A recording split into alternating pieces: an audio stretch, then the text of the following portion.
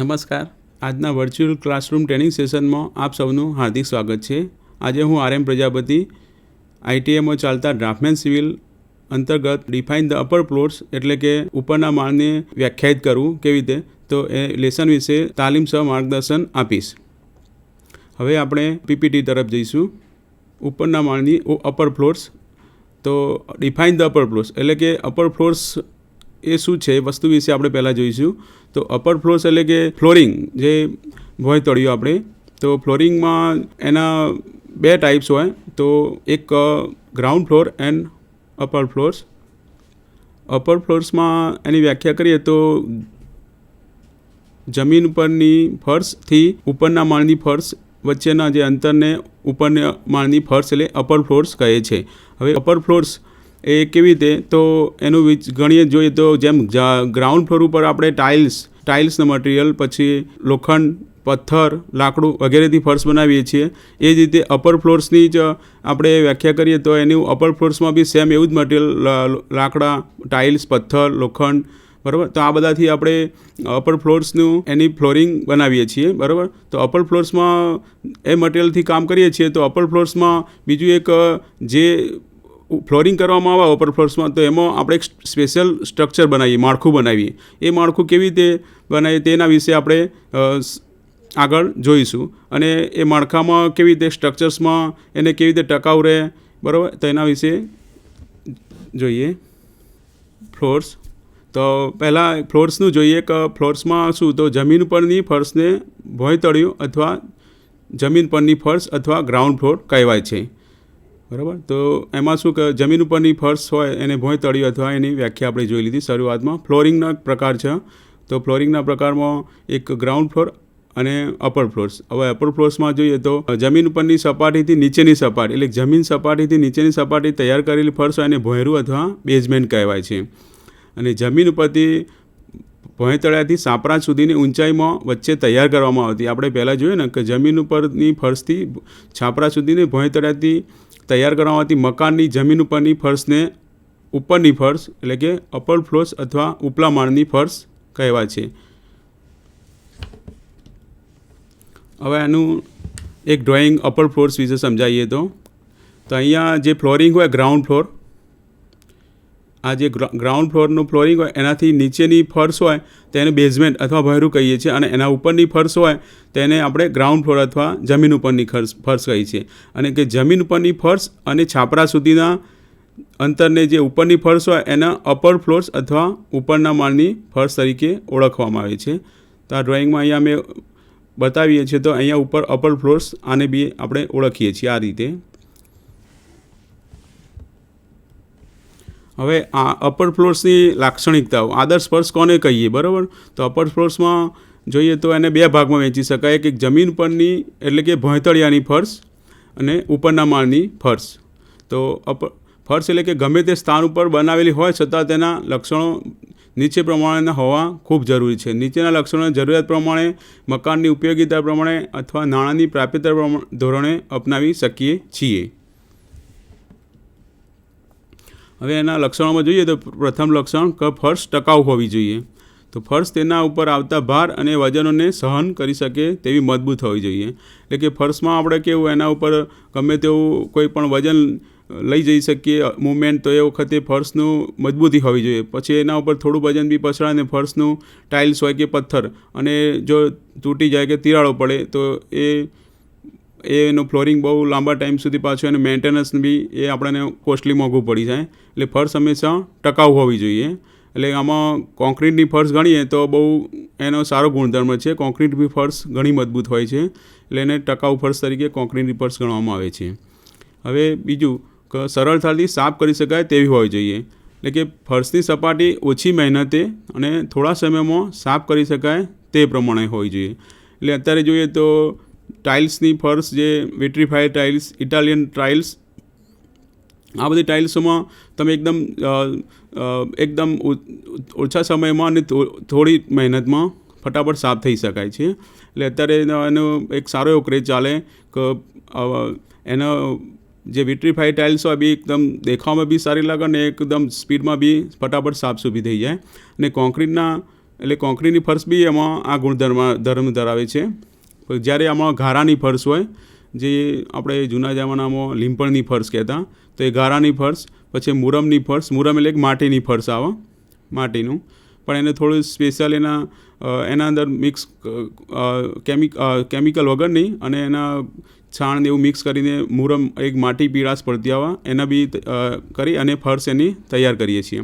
પછી એક ઈંટની ફર્શ, તો આ બધા ગુણધર્મો ધરાવતી હતી. આ બધા ફર્શ હોય ને, ગારાની ફર્શ, મુરમની ફર્શ અને ઈંટની ફર્શ, તો એને આપણે બહુ સાફ કરી શકીએ નહીં, બરાબર. તે આ જે સફાઈનો ગુણધર્મ હોય તો આ ગારાની ફર્શ ને આ 3 ફર્શ ઉપર આપણે એનો ગુણધર્મ ધરાવતી નથી. અત્યારે સફાઈમાં તો બસ એક આ કોન્ક્રીટની ફર્શ અને એક આ વિટ્રીફાઇલ ટાઇલ્સ અને બરાબર જે ટાઇલ્સને લગતી હોય એમાં આપણે સારું ઓછી મહેનતે સફાઈ કરી શકીએ છીએ. હવે ફર્શ તો અવાજ રહિતમાં ત્રીજો ટૉપિક જોઈએ તો એનો ગુણધર્મ લાક્ષણિકતાઓ અવાજ રહિત હોવી જોઈએ, કે એના ફર્શમાં બહુ કોઈ જાતનો સાઉન્ડ એવો ઘોંઘાટ ન થવો જોઈએ, કે ફર્શનો ઉપયોગ કરવામાં આવે તો તે અવાજ ન કરે તે પ્રકારની સામગ્રીમાંથી તૈયાર થયેલી હોવી જોઈએ. તો લાકડાની ફર્શ હોય તો એ થોડો અવાજ વધારે પેદા કરે છે, પણ જ્યારે માટીગારાની ફર્શ બિલકુલ અવાજ પેદા કરતી નથી, બરાબર. ફર્શને અવાજ રહિત બનાવવા માટે તેના પર છાદડી એટલે મેટ પાથરવી જોઈએ. કોઈ જગ્યાએ એવું લાગતું હોય કે તમે ફર્શ આપણે લાકડાની એમાં કોઈ તો હોય એના ઉપર આપણે મેટ પાથરવી જોઈએ, તો જેનાથી એના સાઉન્ડ ઓછો આવે, બરાબર. હવે 4 નંબરમાં આપણે જોઈશું તો સુંદર દેખાવવાળી ફર્શ હોવી જોઈએ. ફર્શનો બી લાક્ષણિકતા દેખાવ સારો હોવો જોઈએ. તો ફર્શ મકાનની અંદર શોભામાં વધારો કરે તેવી હોવી જોઈએ. અત્યારે જોઈએ તો ઘણા મકાનોમાં આપણે જોઈશું તો એકદમ ટાઇલ્સ પહેલાં આપણા ફ્લોરિંગ ઉપર જ આપણું નજર પડશે, તો ઘણામાં એટલું મસ્ત દેખાતું હોય ને મકાન એના ટાઇલ્સથી, તો આપણે બે ઘડી જોવાનું જ મન થાય. એટલે જોવા જઈએ તો ફ્લોરિંગમાં ટાઇલ્સ બહુ સુંદર દેખાતી હોય અત્યારે કોઈ પણ ટાઇપ્સની, એટલે સુંદર દેખાવવાળી હોવી જોઈએ. કે મોઝેકની ફર્શ સુંદર દેખાવની હોય છે. મોઝેક્સ મીન્સ ટાઇલ્સમાં એનો એક પ્રકાર, તો મોઝેક ફર્શ એ સુંદર દેખાવની હોય છે. પછી તેના ઉપયોગથી મકાનના અંદર વાતાવરણમાં ઈચ્છિત અસર ઉપજાવી શકાય છે. અને એક બીજું કે ટાઇલ્સ આપણી જેટલી દેખાવમાં હોય એને સારું એકદમ, તો એનાથી લાઇટના પ્રકાશ બી સારો રહે, એટલે એક લાઇટિંગમાં બી એની સારી ઇફેક્ટ રહેતી હોય. પછી જ્યારે માટીગારાની ફર્શ હોય, પછી મુરમની અને ઈંટની વગેરે ફર્શમાં દેખાવ ઓછો હોય, એટલે કે દેખાવ ધરાવતી નથી, એકદમ સાદા જેવું લાગે. પછી નેક્સ્ટ ટૉપિકમાં જોઈએ તો એટલે એનો બીજો લાક્ષણિકતામાં ભેજમુક્ત હોવી જોઈએ. તો ફર્શમાં કેવું ભેજમુક્ત, તો એના ફર્શ ભેજમુક્ત સામગ્રીમાં તૈયાર થયેલી હોવી જોઈએ. કે અમુક ટાઈમે મકાનમાંથી ભેજ ફાઉન્ડેશનમાંથી નીચેની તરફ આવતો હોય, દિવાલોમાંથી, પછી ફર્શમાં બી ઉપર અપર ફ્લોર્સ હતો, હવે એના અંદર જો ઉપર કોઈ એક ઉપરના માળે કોઈ માળ નાખે હોય તો એ વરસાદના પાણીથી બી ફર્શના અંદર પાણી નીચે બી ફ્લોરિંગ સુધી ઉતરી જતું હોય, તો કારણે મકાનમાં ભેજ દાખલ થાય છે. તો આ મકાનમાં રહેતી વ્યક્તિઓ માટે ભેજ બહુ નુકસાનકારક સાબિત થાય છે. એટલે કોન્ક્રીટની ફર્શમાં આ ગુણધર્મ ધરાવે છે. એટલે કે કોન્ક્રીટની આપણે ફ્લોરિંગ કર્યા પછી એના ઉપર સ્પેશિયલ એનું કેમિકલથી પ્રોસેસ કરીને એનું ફ્લોરિંગ બનાવવી જોઈએ, જેથી ભેજની અસર થાય નહીં.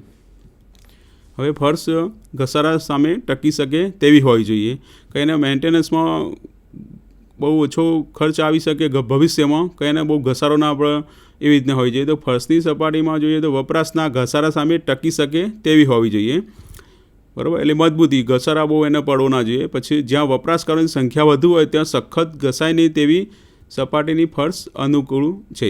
એટલે કે વપરાશકારો જ્યાં વધારે રહેતું હોય, માણસોનો ટ્રાફિક વધારે રહેતો હોય, જેમ જાહેર બિલ્ડિંગ હોય, જાહેર મકાનો હોય, જે હોસ્પિટલ હોય, પછી જે રેલવે પ્લેટફોર્મ અમુક જગ્યાએ, તો એવી જગ્યાએ ટાઇલ્સનો બહુ મજબૂતી હોવી જોઈએ, કે ફ્લોરિંગ તો એનું ઘસારા સામે ટકી હોવું જોઈએ. પછી ઓફિસના મકાનો, શાળા, કોલેજો તથા બસ સ્ટેન્ડ, રેલવે સ્ટેશન વગેરે સ્થાને સખત અને ન ઘસાય તેવી ફરજિયાત ફર્શ બનાવવી જરૂરી છે. તો મેં કીધું એ પ્રમાણે કે આ બધા જગ્યાએ આનો ટ્રાફિક વધારે રહેતો હોય તો એવી જગ્યાએ થોડી મજબૂત ફર્શ હોય તો એ ઘસારા સામે ટકી રહેવી હોય.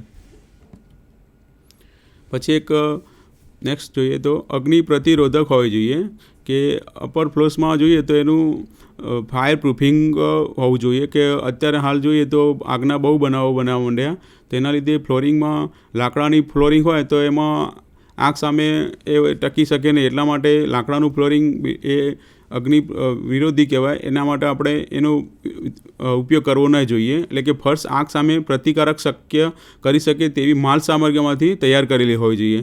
કે એનો એક્ઝામ્પલ તો કોંક્રીટની ફર્શ આ ગુણધર્મ ધરાવે છે, તો એ અગ્નિ પ્રતિરોધક કોંક્રીટની ફર્શ તરીકે ગણીએ. જ્યારે લાકડાની ફર્શ આ આગ પ્રતિરોધક ગુણધર્મ નથી. એટલે કે લાકડાની ફર્શમાં ગમે ત્યારે એનું આગ લાગી શકે છે, એટલે એનો ગુણધર્મ નથી. પછી સંભાળ ખર્ચ ઓછો હોવો જોઈએ. એનો મેન્ટેનન્સ, ફર્શને આપણે સંભાળ ખર્ચ ન્યૂનતમ હોવો જોઈએ. મજબૂત અને ટકાઉ માલ સામગ્રીનો ઉપયોગ સંભાળ ખર્ચ ઓછો કરે છે. એટલે કે પહેલાંથી જ આપણે વાત કરી, તો મજબૂત અને ટકાઉ ફર્શ હોય તો એના ભવિષ્યમાં મેન્ટેનન્સ ખર્ચ ઘણો ઓછો આવી.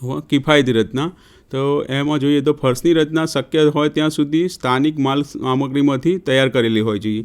એ આ જોઈએ તો સ્થાનિક માલ સામગ્રી એટલે ભવિષ્યમાં આપણે કોઈ ટાઇલ્સ મકાનોના ઉપયોગ કર્યો હોય ફ્લોરિંગમાં, તો એમાં ગમે ત્યારે કોઈ ક્રેક પડી અને ટાઇલ્સ કોઈ જગ્યાએ બદલવી હોય એટલો ભાગ, તો આપણે એ ટાઇલ્સનો આજુબાજુમાંથી કોઈ ખરીદી કરી હોય તો એ તમે સ્થાનિક જગ્યાએથી લઈ અને ચેન્જ કરી શકો. અથવા બહુ દૂરથી લાવ્યો અને ભવિષ્યમાં તમારે કોઈ ક્રેક પડી તો એને ચેન્જ કરવી હોય તો આપણે એ કરી શકીએ નહીં. દૂરથી લાવવાનો એનો ખર્ચને કોસ્ટલી ગણીએ તો એ બહુ વધી જાય. એટલે સ્થાનિક જગ્યાએથી લીધેલી હોય એવું હોવી જોઈએ. બસ તેની અગત્યતા વગેરેને ધ્યાને લઈને ફર્શ ઓછી ખર્ચાળ બને તે રીતે રચના કરવી જોઈએ. કે એનો બી કોસ્ટમાં મેં કીધું કે આ એક બે પીસ લેવા માટે આપણે ઘણા દૂર જવું પડે, તો એ કોસ્ટલી રીતે આપણે બહુ મોંઘી પડે ટાઇલ્સ. એટલે નજીકથી લીધેલી હોય તો આપણે એને ચેન્જ એક ફટાફટ લાવી અને ચેન્જ કરી શકીએ. પછી જોઈએ કિફાયત રચનામાં જોઈએ તો ફક્ત માલ સામગ્રી પર આધાર રાખતી નથી. એટલે કે માલ સામગ્રી પર એનો આધાર નથી, પરંતુ સાથે સાથે તેનો આધાર કુશળ કારીગરનો ઉપયોગ પર રહેલો છે. એટલે એવું સમજીએ કે ફર્શ એકદમ જે ફ્લોરિંગ માટે જે ટાઇલ્સ કે કોઈ પણ પથ્થર લાવીએ તો એ બહુ કોસ્ટલી હોય તો જ સારું એવું નહીં. એના પાછળ જે એનું કન્સ્ટ્રક્શન કરવાનું હોય, બાંધકામ જે ટાઇલ્સ બેસાડવાની હોય, ફિટ કરવાની, તો એના માટે સ્પેશિયલ કારીગર જોઈએ. એના માટે કુશળ,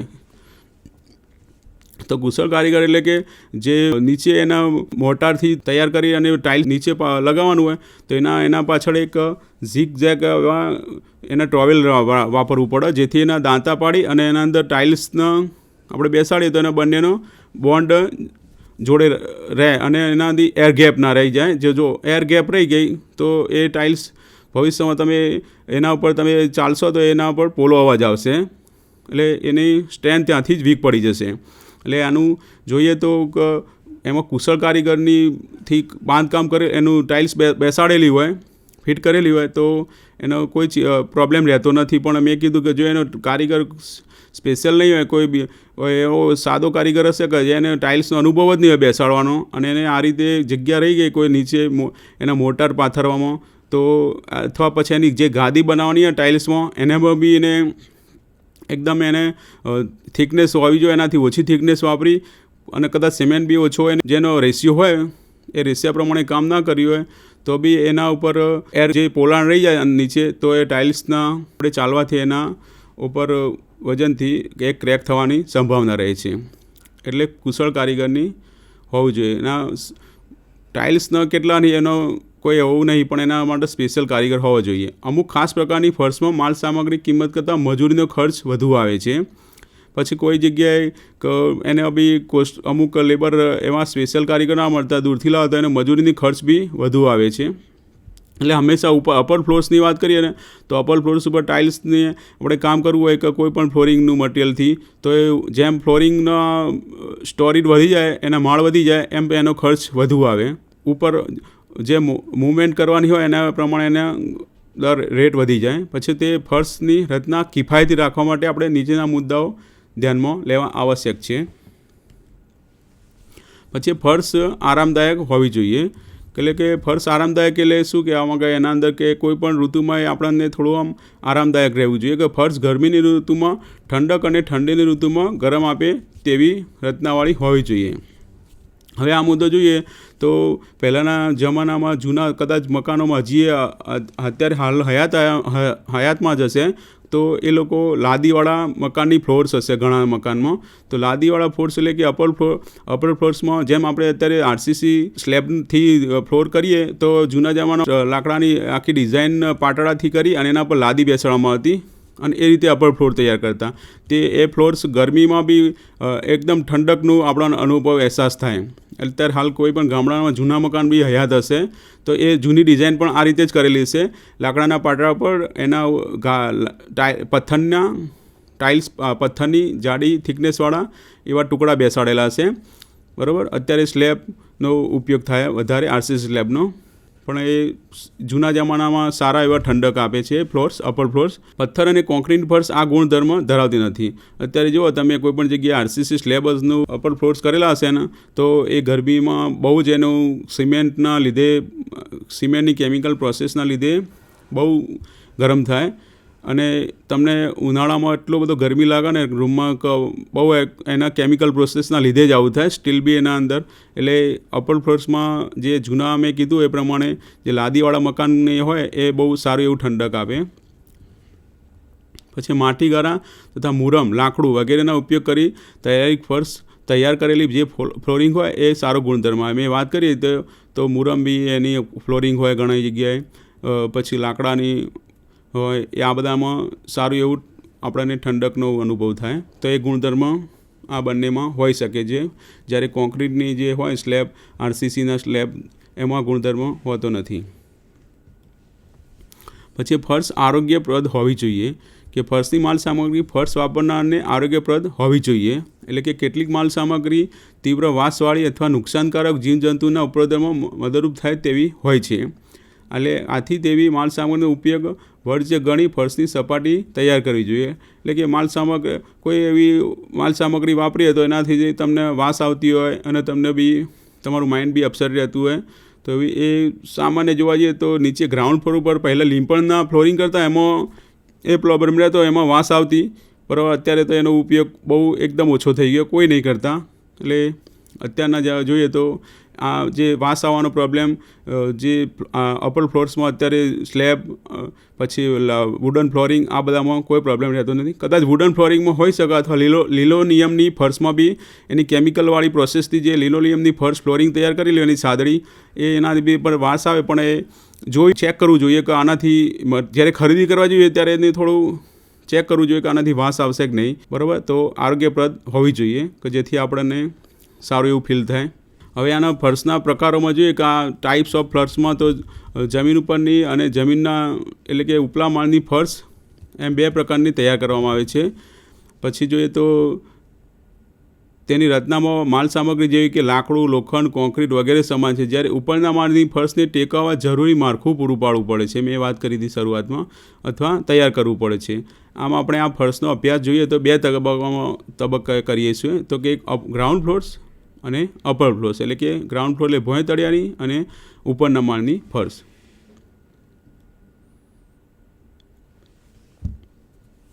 હવે આમાં એક ડ્રોઈંગ જોઈએ તો એ જમીન ઉપરની ફર્શ હોય એને ગ્રાઉન્ડ ફ્લોર અને નીચેની ફર્શ હોય જમીનથી નીચેની તો એને બેઝમેન્ટ અથવા ભોંયરું તરીકે ઓળખવામાં આવે છે. અત્યારે જોઈએ તો ટોટલી નવા કોઈ પણ ફ્લેટ હોય, કોઈ પણ શોપિંગ સેન્ટર હોય, કોઈ પણ મોલ, તો એના જમીનના નીચેની ફોર્સ જે આપણે બેઝમેન્ટ ભોંયરું હોય એના નીચે પાર્કિંગની વ્યવસ્થા કરવામાં આવે છે. તો અત્યારે જે બેઝમેન્ટ હોય એનો ઉપયોગ પાર્કિંગ તરીકે બહુ થવા લાગ્યો છે. એટલે ભોંયરું, બરાબર. તો જમીન નીચેની ફર્શને ભોંયરું, ઉપરની ફર્શ હોય તો એને ગ્રાઉન્ડ ફ્લોર એટલે કે જમીન પરની ફર્શ. પછી જમીન ઉપરની ફર્શ અને છાપરા, તો છાપરું એટલે મીન્સ કે સ્લેબ, તો આ ફ્લોર્સ અપર ફ્લોર્સ તરીકે ઓળખીએ છીએ, બરાબર. તો એક આ અપર ફ્લોર્સનું મેં આ રીતનું ડ્રોઈંગ હતું, તો મેં એમાં અપર ફ્લોર્સનો જે અત્યારે કર્સર હોય એ અપર ફ્લોર્સ તરીકે આપણે ઓળખીએ છીએ. હવે ભોંય તળિયાની ફર્શના એક ખાલી થોડા એના પ્રકારો કેવા હોય છે એ જોઈએ તો ભોંય તળિયાની ફ્લોર્સમાં એક માટી ગારાની ફર્શ મેં તમને વાત કરી એ પ્રમાણે, પછી મુરમની ફર્શ હોય છે, પછી બ્રિક ફ્લોરિંગ એટલે ઈંટની ફર્શ હોય, પથ્થરની ફર્શ હોય છે, ટાઇલ્સવાળી ફર્શ, સિમેન્ટ કોન્ક્રીટની ફર્શ, પછી ગ્રીનોલેથિકની એટલે કે માર્બલની ફર્શ, પછી ટેરેજો ફર્શ એ ટાઇલ્સ માટેનો પ્રકાર, મોઝેક ફર્શ, પછી આરસ જડિત ફર્શ, પછી એક લાકડાની ટિમ્બર ફ્લોરિંગ જે વુડન ફ્લોરિંગ તરીકે ઓળખીએ, આસ્ફાલ્ટની ફર્શ, રબરની ફર્શ, પછી લિનોલિયમની ફર્શ, એક જાતનું ચાદડી જ આવે, એ દેખાવમાં સારું હોય ઓફિસોના કામ માટે. પછી તેજાબ પ્રતિરોધક એટલે એસિડ પ્રૂફ ફ્લોરિંગ. હવે આના ઉપર માળની ફર્શના આપણે જે એનું ડિફાઇન કરવા તો એના બી પ્રકારો હોય છે કે સિંગલ જોઇન્ટ્સ ટિમ્બર ફ્લોર એટલે કે એકવડા જોઇન્ટ ઉપલા માળ માટેની લાકડાની ફર્શ હોય, સિંગલ જોઇન્ટ્સ કે એના સિંગલથી કામ કરેલું હોય, એના બહુ થિકનેસ એની પછી ડબલ જોઇન્ટ ફ્લેગ સ્ટોન હોય, એમાં બેવડા ફ્લેગ સ્ટોન એટલે કે ડબલ પથ્થરથી એનું કામ કરેલું હોય. પછી જેક આર્ક એટલે આર્ક ટાઈપ હોય પણ એ નીચે જેક સિસ્ટમથી એટલે કે એવું આરએસ જે રોલેડ સ્ટીલ જોઇન્ટ્સથી એને આર્ક ટાઈપનું કામ કરેલું હોય. પછી આરસીસી ફ્લોરિંગ એ આપણે સ્લેબની વાત કરી. પછી હોલો બ્લોક એન્ડ રી ફ્લોર એટલે કે પોલા બ્લોકથી અને અપર ફ્લોર્સમાં ઘણી જગ્યાએ ઉપયોગ થતો હોય. તો આ બધા અપર ફ્લોર્સના પ્રકાર. હવે આપણે એના આ લેસન હતું જો અપર ફ્લોર્સ ડિફાઇન, તો એના અમુક પ્રશ્નો જે એક્ઝામમાં રિલેટેડ હોય તે આપણે એની ચર્ચા કરીશું, MCQ પ્રશ્નો. તો એક પહેલો પ્રશ્ન, તો ફર્શના પ્રકાર. ફર્શના ખાલી જગ્યા પ્રકાર હોય છે. તો ફ્લોરિંગ એટલે કે ફર્શના પ્રકાર કેટલા? તો મેં વાત કરી તો 2 પ્રકાર હોય. આ ટાઈપના ઓપ્શન હોય 2, 3, 5 અને 4. તો એનો જવાબ 2. હવે એના ફર્શના પ્રકારમાં તમે યાદ રાખવા માટે જોઈએ તો એક અપર ફ્લોર્સ અને ગ્રાઉન્ડ ફ્લોર્સ, તો બંને પ્રકાર હોય. પછી એક જમીન ઉપરની ફર્શને ખાલિયા કહે છે. મેં ડ્રોઈંગમાં સમજાવ્યું હતું કે જમીન ઉપરની ફર્શ એટલે એને આપણે ગ્રાઉન્ડ ફ્લોર અથવા જમીન ઉપરની ફર્શ તરીકે ઓળખીએ છીએ. તો જમીન ઉપરની ફર્શને ગ્રાઉન્ડ ફ્લોર તરીકે ઓળખીએ છીએ. જવાબમાં 2 નંબર ગ્રાઉન્ડ ફ્લોર. બેઝમેન્ટ તો નીચેની ફ્લોર્સ પર આવે, એના ઉપરથી ગ્રાઉન્ડ ઉપરથી અપર ફ્લોર્સ આવે, એટલે એનો જવાબ ગ્રાઉન્ડ ફ્લોર. પછી ત્રીજો લિનોલિયમની ફર્શ એ ખાલિયા પ્રકારનો ફર્શનો પ્રકાર છે. હવે લિનોલિયમની ફર્શમાં મેં બતાવ્યા હમણાં ગ્રાઉન્ડ ફ્લોરના પ્રકાર 15, તેમાં એક લિનોલિયમની ફર્શ હતી, તો એ ગ્રાઉન્ડ ફ્લોરનો પ્રકાર કહેવાય, બરાબર. પછી એક ગ્રેનોલેથિક ફર્શ એ ખાલિયા પ્રકારની ફર્શ છે. તો ગ્રેનોલેથિકમાં બી 15 જે ગ્રાઉન્ડ ફ્લોરના પ્રકાર મેં બતાવ્યા હમણાં ચર્ચા કરી, તો એમાં ગ્રેનોલેથિક એ ભોંયતળિયાની ફર્શ, ગ્રાઉન્ડ ફ્લોર, ભોંયતળિયું એટલે ગ્રાઉન્ડ ફ્લોરની ફર્શનો એક પ્રકાર છે. પછી 5મો પ્રશ્ન જોઈએ તો જમીન નીચેની ફર્શને ખાલિયા કહે છે. તો જમીન નીચેની ફર્શ એટલે મેં વાત કરી તો ભોંયરું અથવા બેઝમેન્ટ, કે જે પાર્કિંગ માટે અત્યારે ઉપયોગ થવા લાગ્યો છે ને, તો જમીન નીચેથી ફર્શ હોય એને બેઝમેન્ટ અથવા ભોંયરું કહીએ છીએ. હવે 6થો પ્રશ્ન જોઈએ તો ભોંયતળિયાની ફર્શ અને ઉપરના માળની ફર્શ એ ખાલિયાના પ્રકાર છે. તો ભોંયતળિયાની ફર્શ અને ઉપરનો માળ એટલે ground floor and upper floor. તો આ કોના પ્રકાર? તો સ્કેફોલ્ડિંગ તો પાલક થાય, તો એનો બી પ્રકાર ના હોય. અંડરપિનિંગ એ બી એક ફાઉન્ડેશનનો જ પ્રકાર, તો અમે એનો પ્રકાર નહીં. પછી ત્રીજો જોઈએ તો ફર્શ ફ્લોરિંગ, તો ફ્લોરિંગના બંને પ્રકાર હોય, તો જવાબ આપણો 3 નંબર. હવે જમીન ઉપરની ફર્શ અને છાપરા વચ્ચે આવતા ફર્શને ખાલિયા કહે છે. તો આપણે જે અપર ફ્લોરની ડિફાઇન વ્યાખ્યા કરી અને આ જ વ્યાખ્યાથી પહેલી જ કે જમીન ઉપરની ફર્શ અને છાપરા વચ્ચે આવતા ફર્શને અપર ફ્લોર્સ એટલે કે ઉપલા માળની ફર્શ તરીકે ઓળખીએ છીએ, બરાબર. તો આજના આપણા આ 7 ટોટલ ટોપિક અપર ફ્લોર્સ, તો એના વિશે આપણે જોયું. તો એની મજબૂત ટકાઉ હોવી જોઈએ એ, અને ફર્શમાં કેવું મટીરિયલ વાપરવું જોઈએ, બરાબર. તો આભાર.